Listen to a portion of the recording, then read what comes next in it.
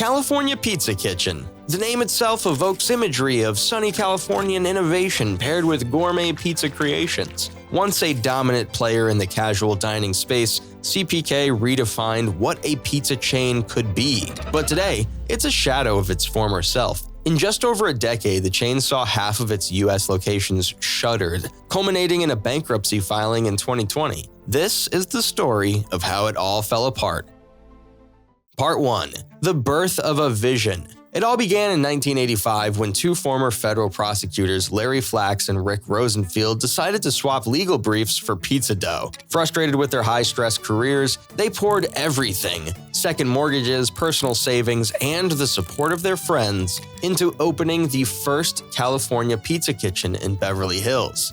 At that time, California-style pizza was a burgeoning trend. Wolfgang Puck's famed Spago restaurant had made headlines with its inventive gourmet pizzas topped with ingredients like smoked salmon and creme fraiche. Flax and Rosenfield saw an opportunity to democratize this culinary innovation. Their vision was simple yet daring. Take the high-end concepts pioneered by Puck and adapt them for a more accessible, casual dining experience. The first menu at CPK was ambitious, perhaps too ambitious. Rabbit sausage and other exotic toppings made their way onto pizzas, but customers balked. Sales struggled until one item emerged as a runaway success: the barbecue chicken pizza. This creation would become the cornerstone of CPK's identity, anchoring a menu filled with unique offerings like Thai chicken pizza and a variety of pastas and salads. Beyond the food, the brand set itself apart with an innovative dining experience. The open kitchen design allowed diners to watch their pizzas being prepared in stone ovens, a novelty at the time. The restaurant also embraced a progressive ethos, becoming the first national chain to eliminate smoking sections in 1991, prioritizing the health of both its employees and customers. By the early 1990s, CPK was thriving. Flax and Rosenfield had tapped into a powerful formula: bold culinary creativity paired with exceptional customer service. But success has a way of breeding ambition, and the founders soon found themselves seeking ways to take the brand to the next level. Enter PepsiCo. Part 2. Rapid expansion and growing pains. In 1992, PepsiCo acquired a 67% stake in California Pizza Kitchen, investing nearly $100 million into the brand. At the time, PepsiCo was building an empire of restaurant chains, including Pizza Hut, Taco Bell, and KFC. With its unique menu and upscale vibe, CPK seemed like the perfect addition to PepsiCo's portfolio. Armed with capital from its new corporate partner, CPK embarked on a period of rapid expansion. New locations sprang up across the country, often in major metropolitan areas and high-traffic shopping centers. For a brief moment, it seemed as though CPK was on an unstoppable trajectory, poised to become a household name in casual dining. But the growth came at a cost. The pace of expansion outstripped the company's ability to maintain quality. Many of the new restaurants were opened in markets that didn't align with CPK's target demographic, leading to underperforming locations. To cut costs, PepsiCo executives began substituting fresh ingredients with frozen alternatives, tarnishing the brand's reputation for quality. By the time PepsiCo decided to exit the restaurant business in 1997, CPK was a shadow of its former self. The once promising chain had become overextended and underwhelming, with a diluted brand identity and a growing list of challenges. Part 3. Peaks and pitfalls. Following PepsiCo's exit, CPK fell into the hands of a private equity firm. Desperate to regain its footing, the company sought new revenue streams. In the late 1990s, CPK partnered with Kraft to launch a line of frozen pizzas, which brought the brand into grocery stores nationwide. While this move boosted visibility, it also risked commodifying a brand that had once been synonymous with premium dining. In 2000, CPK went public, raising over $72 million.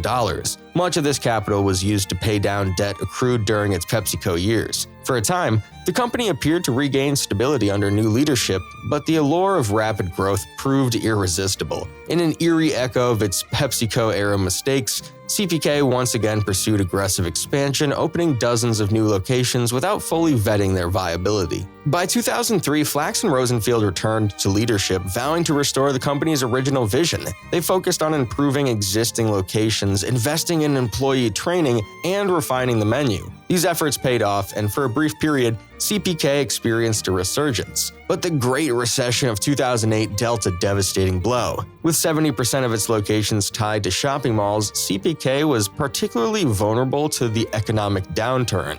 Mall traffic plummeted, and casual dining chains faced increased competition from fast casual upstarts like Chipotle and Panera Bread. CPK struggled to adapt, and its reliance on dine-in customers left it ill-prepared for a market shifting toward convenience and delivery. Part 4. Ownership changes and decline. In 2011, CPK was sold to Golden Gate Capital, a private equity firm, for $470 million. This marked the end of an era as Flax and Rosenfield stepped away from the company they had built. Under its new ownership, CPK embarked on a bold transformation dubbed the Next Chapter Initiative. Restaurants were remodeled with sleek modern interiors, and the menu was revamped to include gluten-free options and the now popular cauliflower pizza crust. But these changes came with a hefty price tag, pushing the company deeper into debt. At the same time, the casual dining industry was undergoing a seismic shift. The rise of delivery apps like DoorDash and Uber Eats transformed consumer expectations. Chains like Domino's and Pizza Hut, which had invested heavily in delivery infrastructure, thrived, while dine-in brands like CPK floundered. By 2020, the cracks in CPK's foundation had grown impossible to ignore. The company had accumulated over $400 million in debt and was closing locations at an alarming rate. Then, the COVID-19 pandemic struck. Part 5. Bankruptcy and restructuring. For a brand that relied heavily on dine-in customers, the pandemic was a death knell. With dining rooms shuttered and foot traffic evaporating, CPK's revenues collapsed. The dining landscape had been forever altered. Delivery and takeout now dominated, and CPK's model, centered around the experience of dining in, felt increasingly out of step with consumer preferences. By 2020, California Pizza Kitchen was gasping for air, crushed by years of declining sales and insurmountable $400 million worth of debt. A chain that had once redefined casual dining with 265 thriving locations was now a shadow of its former self, reduced to just over 150 struggling outposts. And then came COVID-19, the final blow to an already fragile empire. With 78% of its revenue tied to dine-in traffic, the lockdowns turned its bustling restaurants into empty shells. Competitors thrived on delivery and carry-out, but CPK, shackled to its dine-in legacy, was left behind. On July 30th, 2020, California Pizza Kitchen filed for Chapter 11 bankruptcy. The move slashed $230 million in debt and saved the company from liquidation, but the cost was staggering. Dozens of restaurants shuttered for good, hundreds of jobs were lost, and control of the company handed over to creditors. A brand once synonymous with innovation and success was now fighting just to stay alive. California Pizza Kitchen emerged from bankruptcy months later, but the world had already moved on. Its rise and fall became a cautionary tale, a reminder that even the brightest stars can fade when innovation stalls and the world shifts faster than you can. And so, CPK's story ends not with triumph, but with a lingering question. Can it find a second act, or is it destined to remain a relic of another time? Lessons from CPK's story.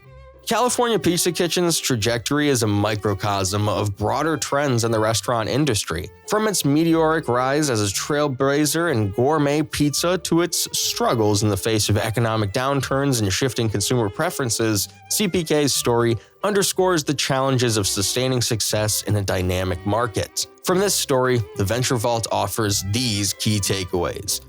Adaptability is key.